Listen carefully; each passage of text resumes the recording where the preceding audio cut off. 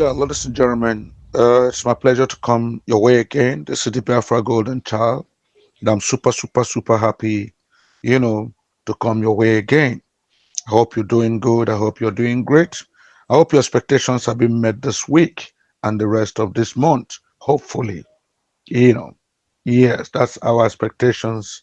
That's our hope that things will continue to get well, things will continue to get better. That's how we figure it out. Yes. Equally, I'm hoping that you are praying for the redeclared United States of Biafra. I hope you're wishing Biafra well.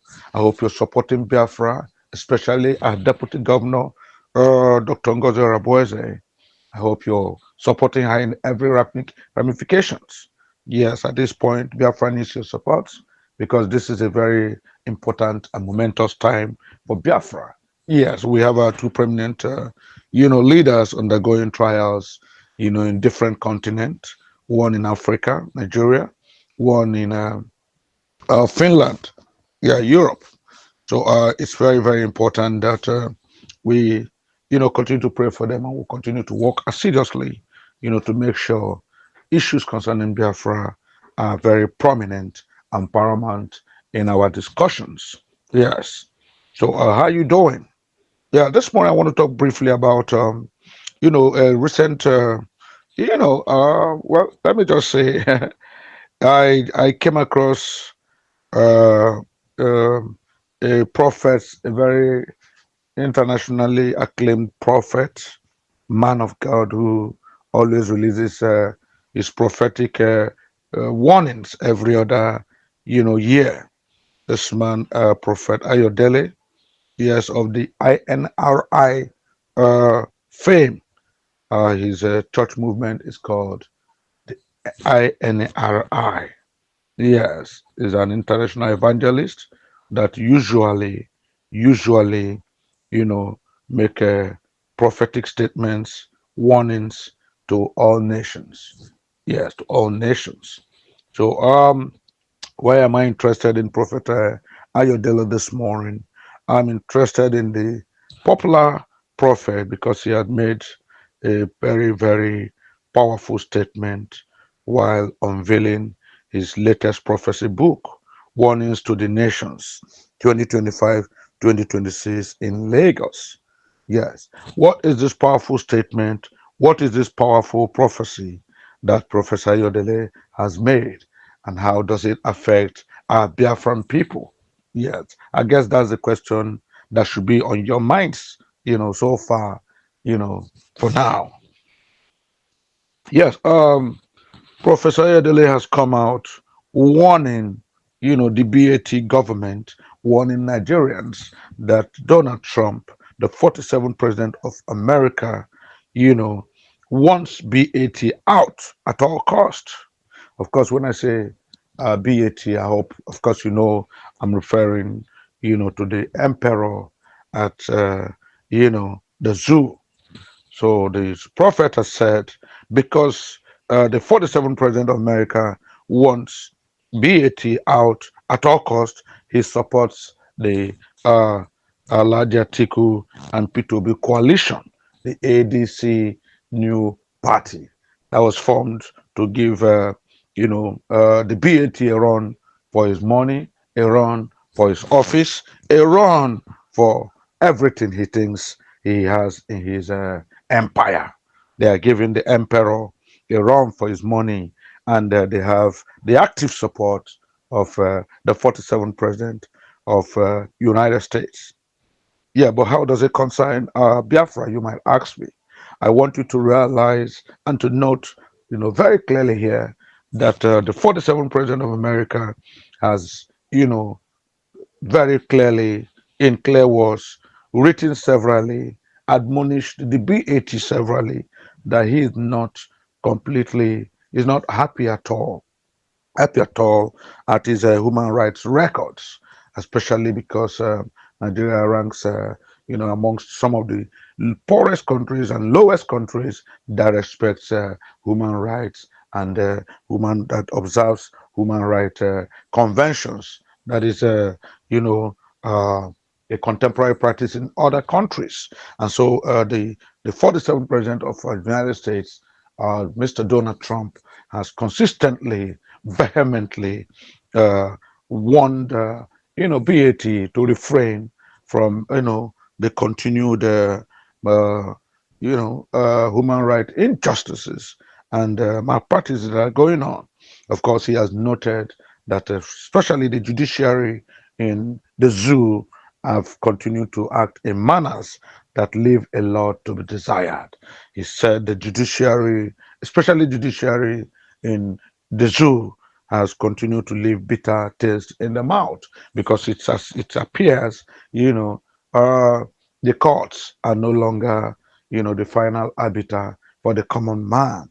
I mean, we all know how it was said in those days, that, the law courts, you know, the sanctuary for, the poor man. Unfortunately, it has become very obvious in Nigeria. Yes, if you don't have money, yes, if you don't have contacts, yes, if you don't belong to the powers that be, and yes, of course, if you don't belong to the cabal, the BAT cabal, then you are sorry. Then, of course, judgments, will go against you. Of course, they said uh,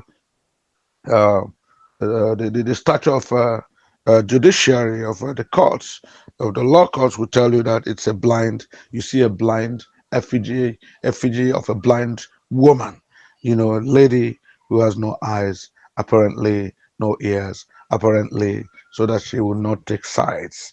Everybody expected judiciary to be, the final arbiter of whoever is begrudged and whoever is wronged. And of course, you would have thought that once you come there, because of the insistence on recognizing the rule of law and the constitution of any country, that justice will be done and be seen to be done.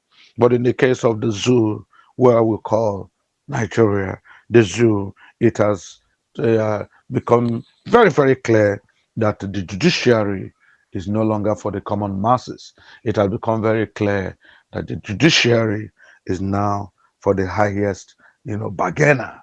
Yes, for the person who has uh, more contacts, more money, and who belongs to the cabal. So, ladies and gentlemen, the 47th president of the United States has consistently and vehemently, written to Tinubu, about his, human rights shortages.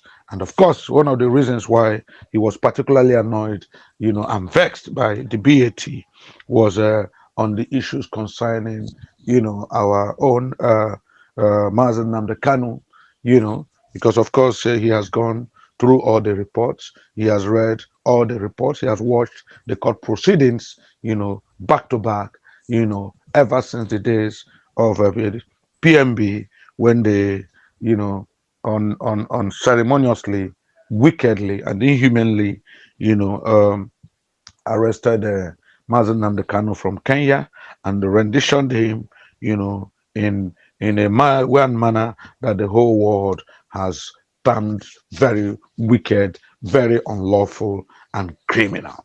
In fact, because of that rendition, because of the role Kenya played in kidnapping and rough handling our Mazen Nnamdi Kanu down to Nigeria, Kenyan High Court, has not only condemned it in all its, entirety, but has equally uh, awarded damages of over 120 million to Mazen Nnamdi Kanu because of unlawful, because of wicked, because of all I mean lacking in candor and lacking in any merit.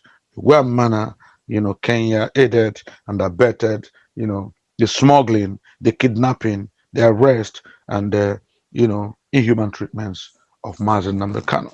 And so when Donald Trump has been reaching out to BAT, come on, what are you doing about Mazen Nnamdi Kanu, and why are you proscribing the IPOP?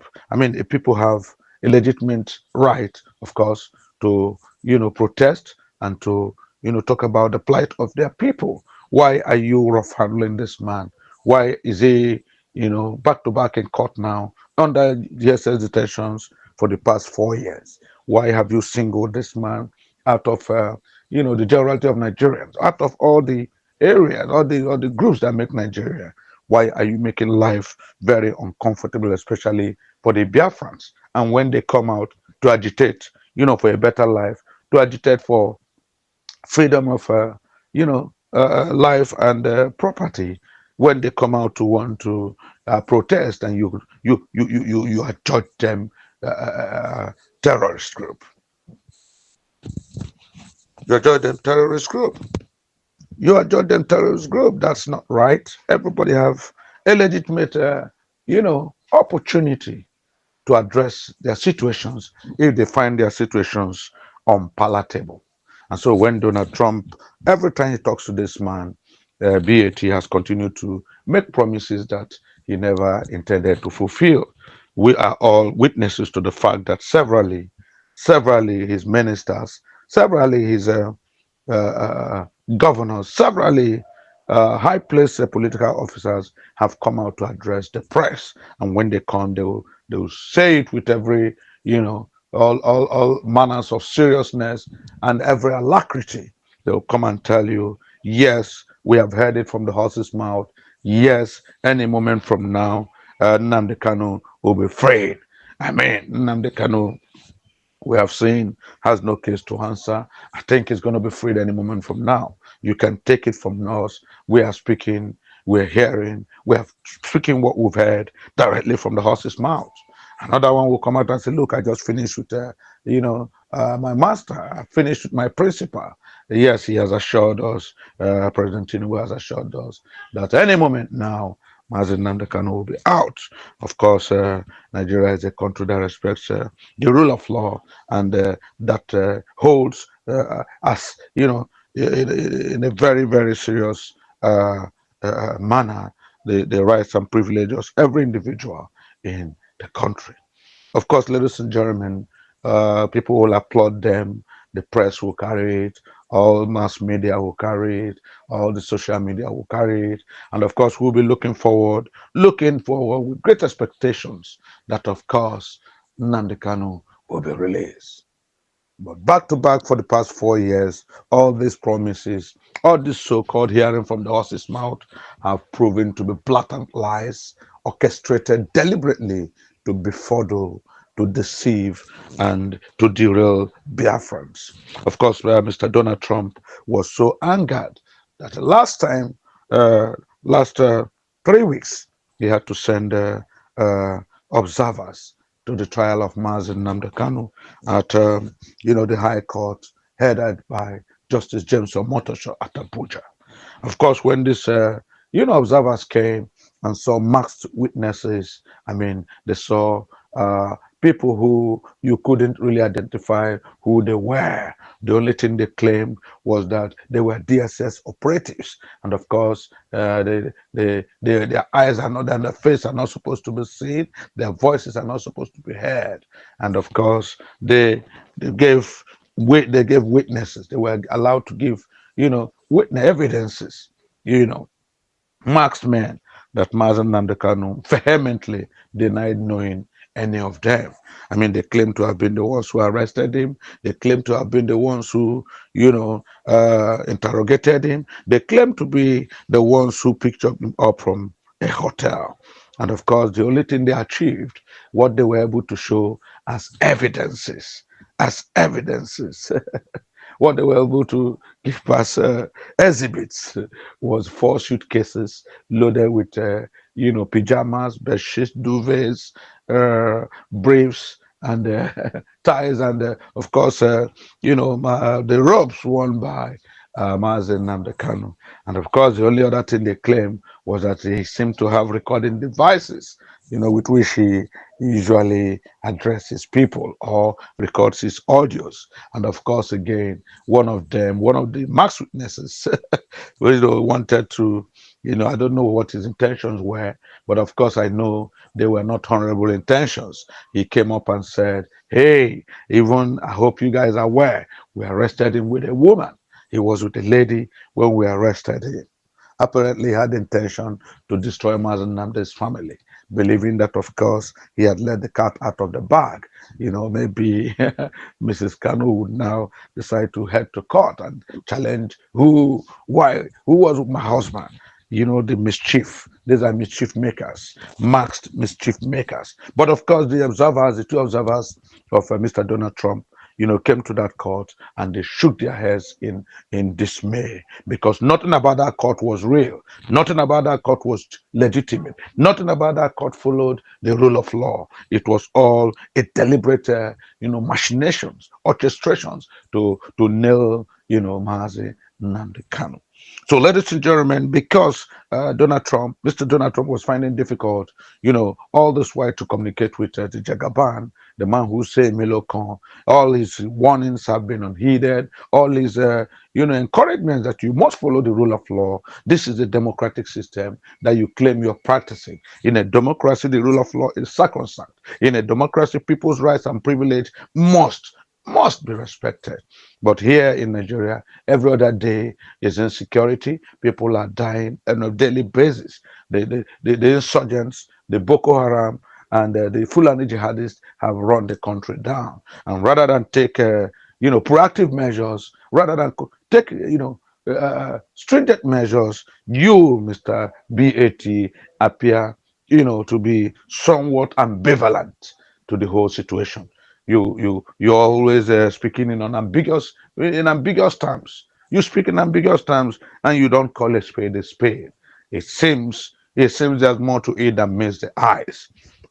And of course, we've told you your human rights abuses, the record of your human rights abuses has gone haywire. It has gone sky high.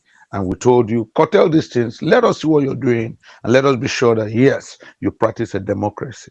Unfortunately, the BAT has not done anything. Unfortunately, the Senate, in the so-called so-called Nigeria, have not done anything. They have not passed any bills. They have not made any part of those countries where the insecurity is on a daily basis, where there are mass killings on a daily basis. They have not made it, a state of emergency. The government has not declared any state of emergency in all these places where, Fulani jihadists who masquerade as herdsmen are killing people. No. What the government is interested is in 2027 elections that are far, far, far away. You were elected in 2023. You've barely served 2 years. You're yet to do anything. You're yet to achieve anything. It has been a clueless government so far. It has been hashtag a government of hardship and difficulty. People cannot feed. People cannot eat. A lot of people are homeless because they cannot afford, any accommodations. People have lost their jobs. Families are disintegrated because, of course, nobody can meet up now with expectations on daily expectations. Yes, nobody. How many people eat is 2 square meals now? Well, people haven't even eaten one, and you are talking about a square meal. So this country has continued to descend very rapidly into the zoo that it was described to be. So Donald Trump has told him, do something, and BAT didn't do anything. So, ladies and gentlemen, it's not surprising that the popular prophet has come to make this statement while unveiling, his book, his yearly latest prophecy book, Warnings to the Nations, 2025-2026 edition in Lagos. Yes, in as much as in Biafra, I told you I want to talk about the implications to Biafra. In the United States of Biafra, we don't believe in any elections. We're not interested in any elections in the zoo because, of course, we know every election there is tainted. Every result is manipulated. We know the INEC is not an unbiased umpire. The INEC is paid to do its job. The INEC is deliberately manipulated to do a failed job. Not like you appoint somebody, do this thing for me, and you also call him behind the back and say, undo this thing for me. So the INEC does and undo things. It does things, paid to do things, it's paid to undo things. Of course, I don't know if you guys maybe it looks maybe, don't mind the semantics involved, but INEC does things and they're paid to undo things. You're paid to do this. Make sure you conduct a free and fair election. Make sure that every voter's vote counts. Equally, you are now paid far higher, settled far higher, to make sure it's not a free and fair election. No vote counts. Voters will just be in the sun and rain for all you care. So it's been a big sham. And because of this, Biafrans have decided we'll have nothing to do with any elections in Nigeria. Equally, too, we know who the candidates are.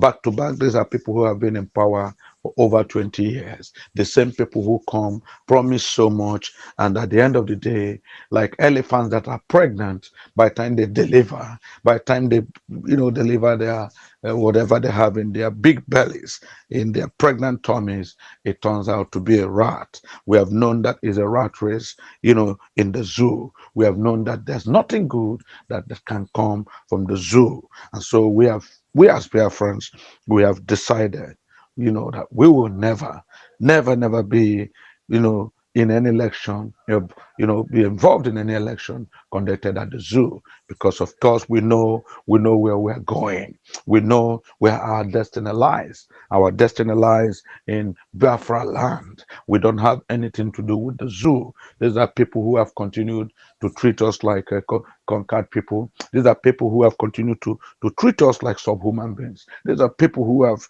deliberately made, business and commerce and daily life, daily living life difficult for our people, making sure where they do businesses, they are giving heavy taxations, quadruple taxations. They're making sure that, ordinary transportation of goods and services, to get from the east, the Biafra land, to any other place is made particularly difficult for us, so that they will continue to subjugate us, to treat us as a defeated people, and to marginalize us. Our people, our youths, our children, our educated cannot get jobs in lucrative places, lucrative employment. I mean, highbrow employment, areas like the NMPC, like the CBN, like the National Maritime, uh, customs and excise and all that are deliberate. The MT, the communication sectors are given to other people. Nobody wants to give it, to youths in the southeast. What they want to push us into, our youths into, is to go and join the police, go and join the army, go and join the navy, so that at the end of the day, you could be used as a sacrificial lamb, for Boko Haram jihadists, for Fulani jihadists, blood-testy Fulani jihadists. That is what they want to give to our people. That is what they always give to the Biafrans. And so we have said, no, no, no, enough is enough. We are not going to be involved in any election. Let them continue to do their elections while we work assiduously towards, organizing, towards erecting, and, successfully achieving, a redeclared unit for our United States of Biafra as a sovereign nation. So, ladies and gentlemen, we're not party to any 2027 election. Let them shout themselves hoarse. Let them fight. Let them kill themselves. We're not interested. It's just unfortunate that Mr. Donald Trump, has made it clear that he wants change, and that change has to come quickly. And so, one of the ways he thinks he can achieve it, is by making every effort to support the coalition against the BAT, especially because Nnamdi Atiku, Abubakar, and Peter Obi are there. But Mr. Donald Trump, with all due respect, if you can hear me, yes, I know you love Biafra, because of course we have seen the way and manner you have continued to be interested in our matter. You love Biafra because you invited our Deputy Prime Minister, Dr. Ngozi Arabueze, to your inauguration. Yes, the inauguration, of this in November last year. You love Biafra because we have seen your interest in Nnamdi Kanu's case, to the extent of sending observers and watching all the videos and all the write-ups about his trial. We know you love Biafra because you are interested in Simon Ekpa's case in faraway Finland. You love Biafra because Every now and then, you have made statements that show you feel a people who, have long, over 100 years, experienced, you know, uh, an unfriendly, an unwanted relationship, people who have been hated, people who were almost completely, you know, uh, eradicated from Nigeria. I mean, people who at one point survived a genocide, losing close to 5 million of their citizens, between 1966, 67, 68, 69, 70. I mean, you have always commented, run your commentaries, and you have said, look, these people deserve to be listened to. I mean, after the amalgamation of Nigeria in 1914 by Lord Lugard, I mean, what was decided then was, let's give it a trial. Let's see if it works. But if it doesn't work, after 100 years, let the different, whoever wants to go, let them go. Mr. Donald Trump, as at 2014, it was a full 100 years when this amalgamation, since the amalgamation had happened. And it has clearly been a colossal failure. It has been clearly a colossal failure. It has shown that Lord Lugard and whoever and whatever people were with him there were probably drinking too much coffee, or they had too much of wine to drink, because they brought, people of different nationalities, people of different cultural backgrounds, people of different levels of motivation. They brought them and compressed them into forming one Nigeria. Unfortunately, despite the independence, the struggles that culminated in independence in 1960 from the colonial master of Britain, unfortunately, Nigeria has never clearly lose its shackles. Britain never lose the shackles on Nigeria, because right from the Britain there, right from the UK, it has continued to foment, to orchestrate, and to manipulate things in favor of a particular region. Yes, the northern region.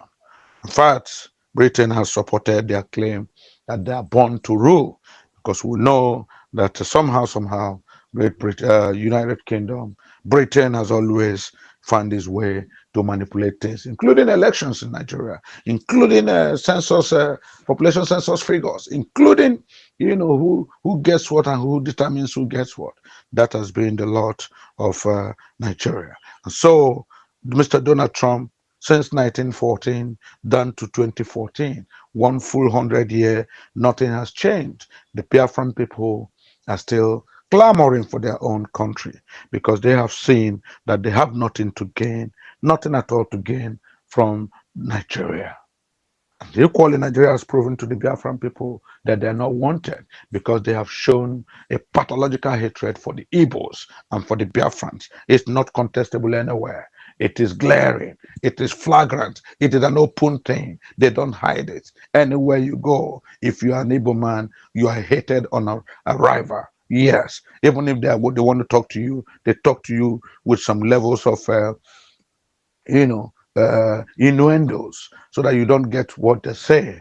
If they want to do something for you, they do it and put bobby traps for you, so that you eventually fall into it. There are banana peels everywhere, especially once you are a Biafran. And this is what we have been saying, that we don't want any of this anymore. We want to be on our own. We want to be in our own region. We want to develop our own region. We want to be with people who like us, who don't, distrust us. People who don't distrust, who are at every point in time questioning our motives. Because in Nigeria, the Igbo man is not trusted. Every time his motives are suspected. If they are not looking at him like somebody who is an usurper, they say, no, he wants to come and dominate. He is an usurper. The usurper, he dominates. He wants to be the one. He wants to take this. He wants to take charge. He wants to take everything. You don't want these people. You suspect they have every motive, and yet you want to force them to remain. And when they say they want to go, when the leaders come up and say, look, let them go, you grab them, arrest them, and call them terrorists. I mean, what do you want us to do? You don't want us, you don't want us to go.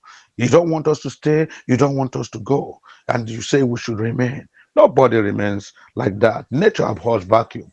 The general, we're navigating to the next logical level. We're moving down to United States of Biafra. So, Mr. Donald Trump, yes, you might be interested in the elections in Nigeria. You might be interested in whoever, Peter Obi, Atiku, and all that.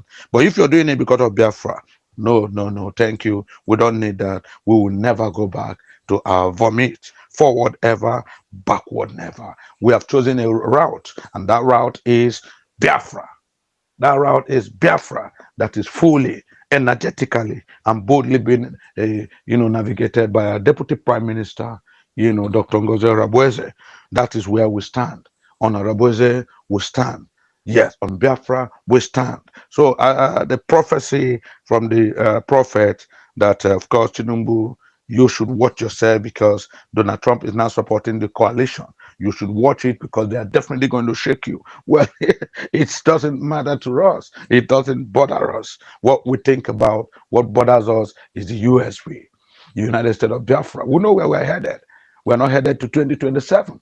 We're not looking for any positions because we know how it always ends. Do all the elections, promise all the fairness in elections, bring all the modern electioneering gadgets. It will fail in Nigeria. It has always failed. And of course, those who have the highest money, those who have the highest contacts, the cabal, they still always win. So Mr. Donald Trump is unfortunate, but all this so-called, interest in Atiku Abubakar, interest in P2B, may, at the end of the day, just be a wishful thinking. It will be a mirage because the Jagaban and Nigeria are always on the same page. They are the same 10.